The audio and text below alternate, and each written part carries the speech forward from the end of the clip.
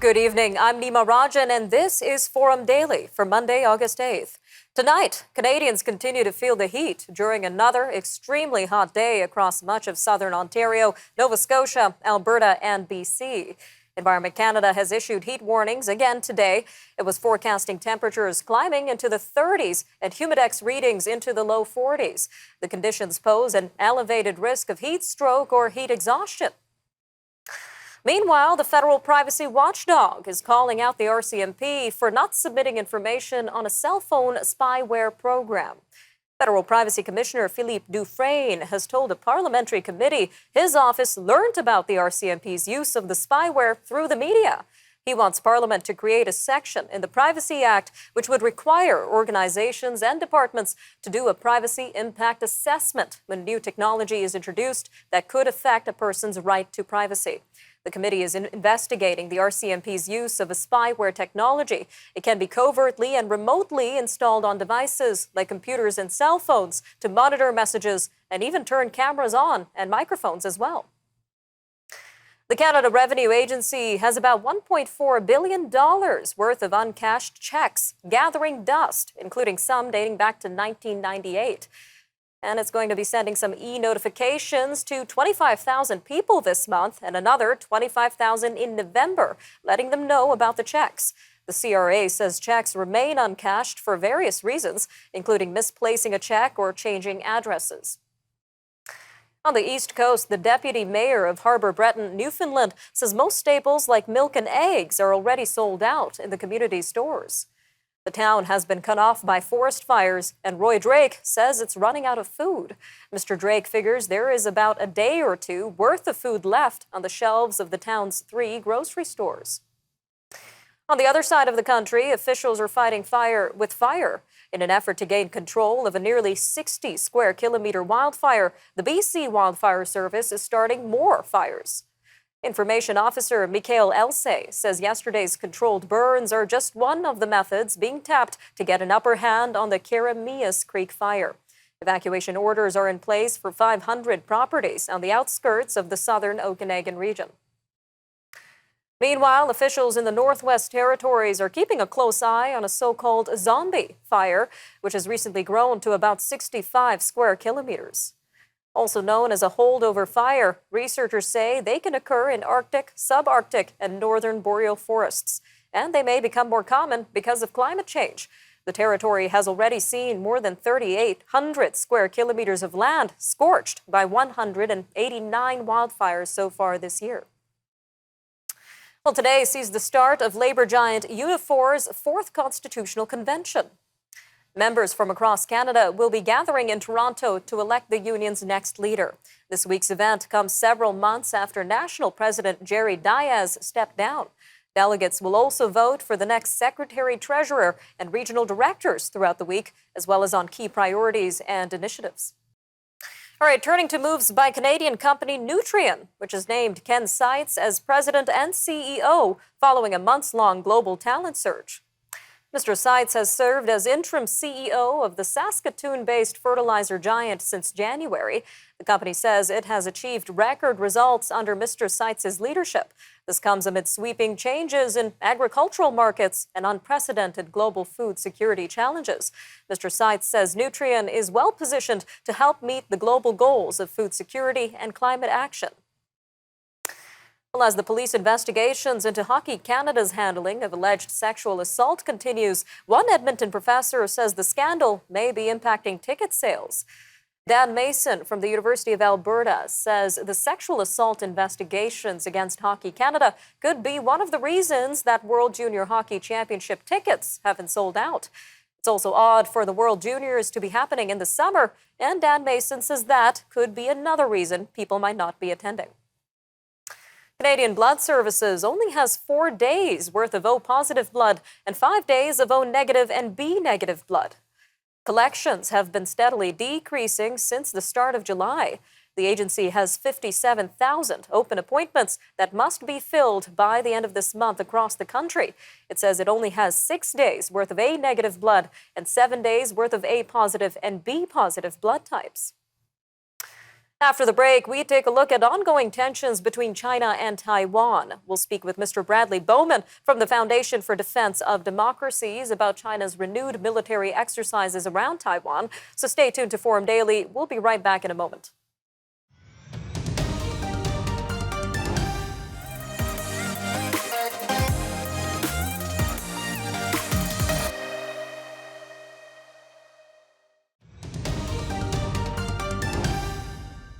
Beijing is planning to extend its threatening military exercises in response to U.S. House Speaker Nancy Pelosi's visit to the self-ruled island of Taiwan.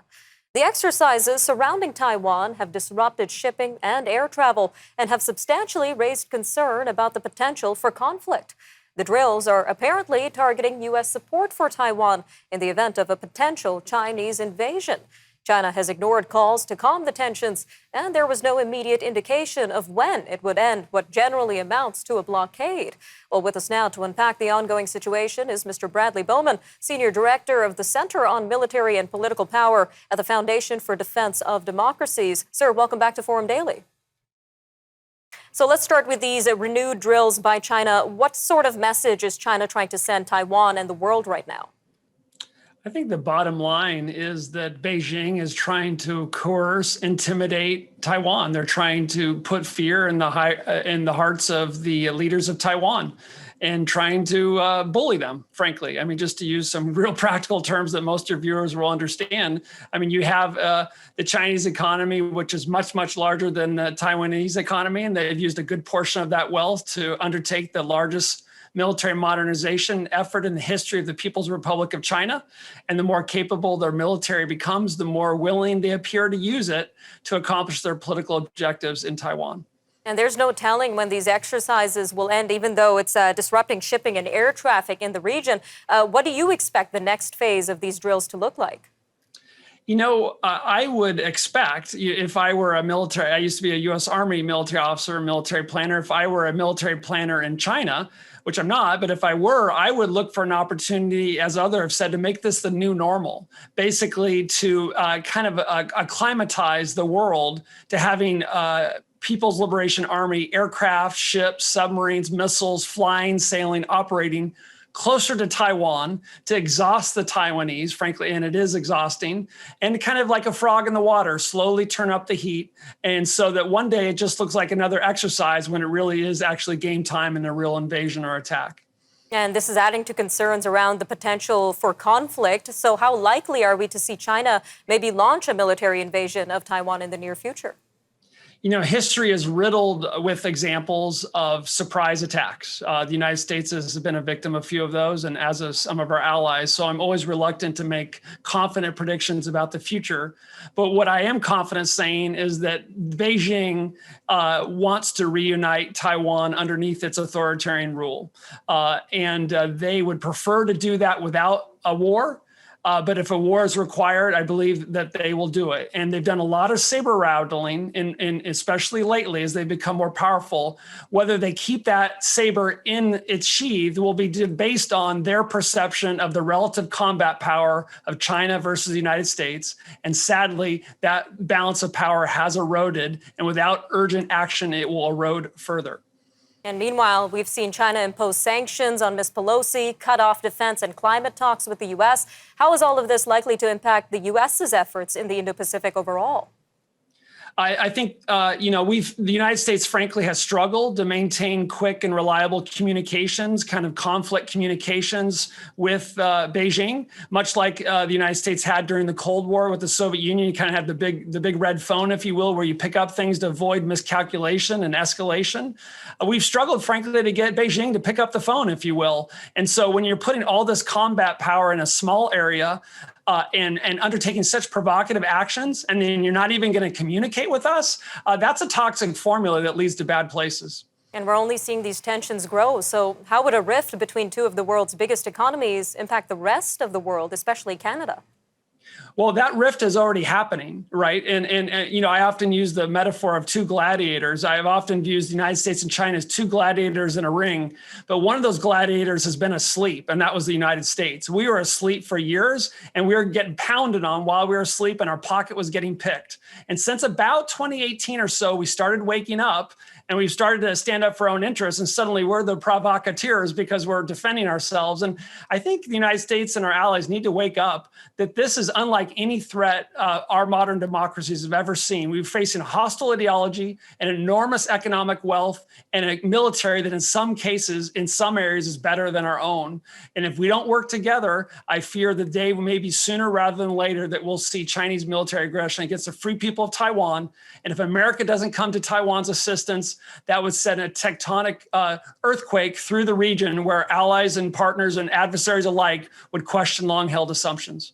Lots to keep our eyes on. Mr. Bowman, thank you again for joining us today on Forum Daily. Thank you. Stay with us after the break. We're going to take a look at air passenger rights and compensation with the president of the Air Passenger Rights Advocacy Group. Stay with us.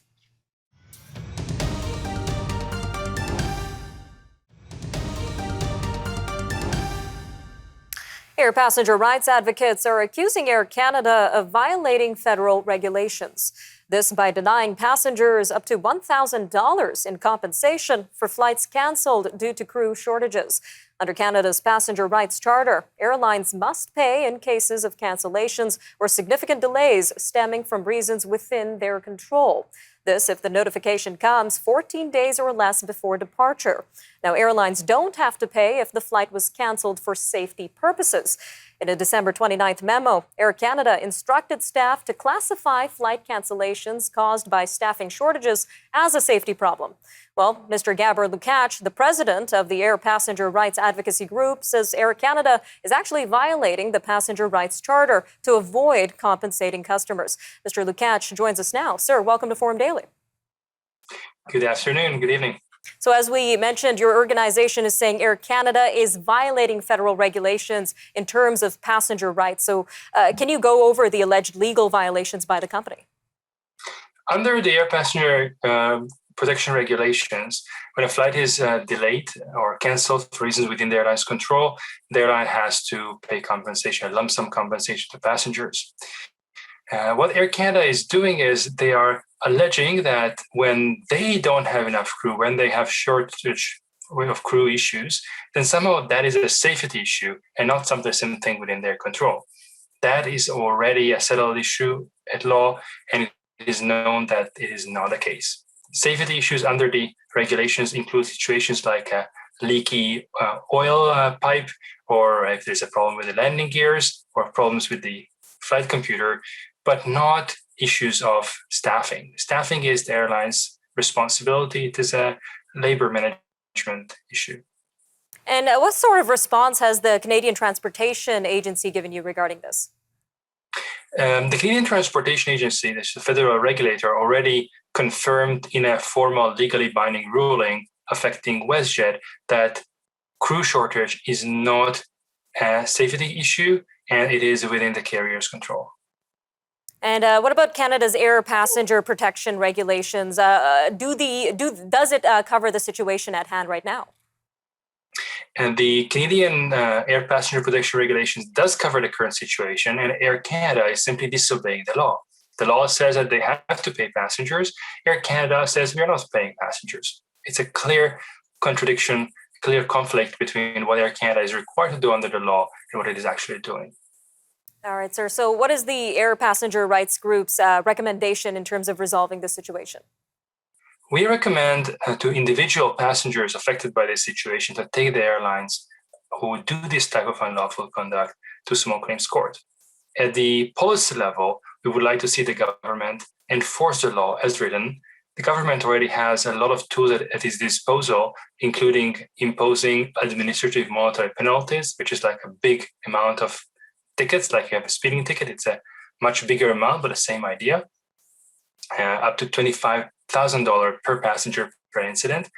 Those type of penalties have never been issued because the government is the source of the problem. The government is not enforcing passengers' rights. It is really a sham, this whole set of regulations, because it's not being enforced. That must change. All right, Mr. Lukacs, we've got about a minute and a half here, but I want to switch gears and talk about other ways that passengers could be affected. So what other kinds of delays and cancellations constitute as being completely under an airline's control, according to your organization? For example, if there is a business decision to cancel a flight because there are not sufficient passengers, or if an airline decides to just shift the flight for a different time for various organizational operational reasons, those are all within the carrier's control. I would also add that under the European Union's gold standard, maintenance issues are also something that the airline has to compensate passengers for. So in Europe, passengers don't have to choose between compensation and safety. They have both. All right, Mr. Lukacs, a quick 45 seconds left here, but what legal rights should all Canadian travelers know about when booking a flight? Passengers should document what they are experiencing with airlines and should not hesitate to take any violation of their rights to small claims court in their province. All right, Mr. Lukacs, thank you again for another informative interview on Forum Daily. Thank you very much for having me. When Forum Daily returns, we're going to take a look at major news stories and headlines from around the world, of course. A ceasefire appears to be holding in Gaza. The UN calls for inspectors to be allowed access to a major nuclear plant in Ukraine. And France continues to face a heat wave amid record drought. We'll have more on these stories along with other news from around the world after the break. So don't go anywhere. Forum Daily will be right back.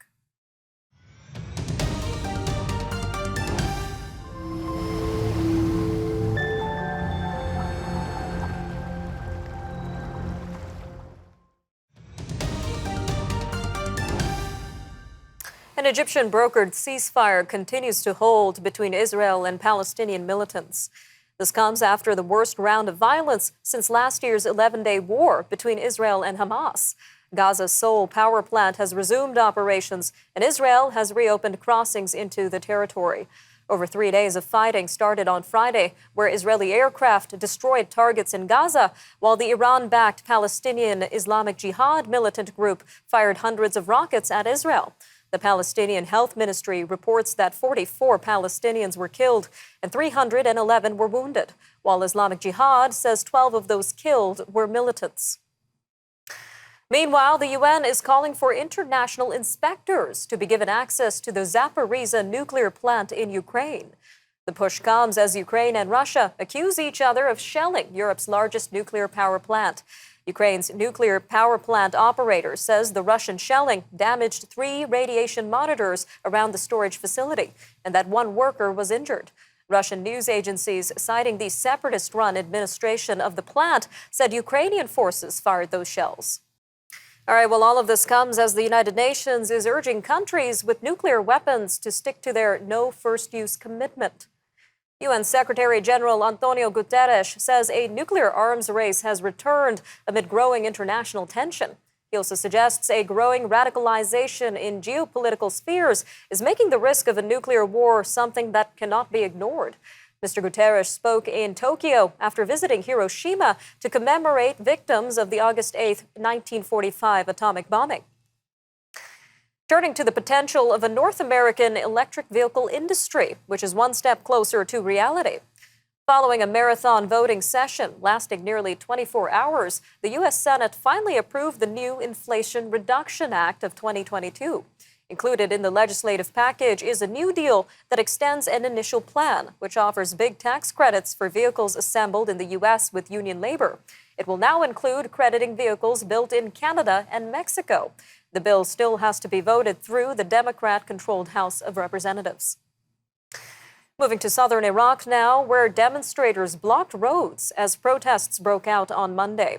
This comes after power outages left many without electricity during scorching peak summer heat. Temperatures reached 50 degrees Celsius on Monday. This nearly matches last year's record high. Southern provinces where the heat wave is most intense in Iraq suspended working hours. The Electricity Ministry last week announced a state of alert, anticipating outages as temperatures rise.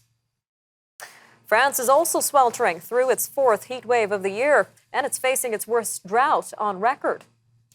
National Weather Agency Meteo France says the southern half of the country will see daytime temperatures of up to 40 degrees Celsius, The government says last month was the driest July since measurements began in 1959. More than 100 municipalities can't provide drinking water through taps and need water truck supplies. Meanwhile, a study in the journal Nature Climate Change finds climate disasters have worsened more than half of the hundreds of known infectious diseases in people. Disasters such as flooding, heat waves, and drought were found to impact diseases like malaria, hantavirus, cholera, and anthrax. Doctors going back to Hippocrates have long connected disease to weather, but this study shows how widespread the influence of climate is on human health. Researchers also determined that 223 of 286 human illnesses, including non-infectious sicknesses such as asthma, allergies, and even animal bites, seem to be worsened by climate hazards. Back in the U.S., the American Kennel Club is warning pet owners to be on alert, with dog thefts up 40% from a year ago. Last month, a litter of French bulldog puppies was stolen from a home on Long Island. Another Frenchie was almost taken from a lobby in New York City, and a Maltese mix was swiped from a Palm Beach pet store. Now, besides Frenchies, the AKC reports the breeds most targeted by thieves include Labrador Retrievers and Yorkshire Terriers. Well, it's a double surprise at the Cincinnati Zoo. A full-term hippopotamus was born there last week. Now, the surprise wasn't that the hippo was born. Rather, it was the size in comparison to its sibling, Fiona, who was born prematurely in 2017. She weighed only 29 pounds when she arrived 6 weeks early. The new calf is, of course, much larger. The other surprise involves the calf's mother, Bibi. The zoo discovered she was pregnant around April Fool's Day. The joke then was on zoo officials because Bibi was on birth control. All right, I'm Nima Rajan, and that'll do it for your look at national and international news for today. Take care, Canada. We'll see you next time on Forum Daily.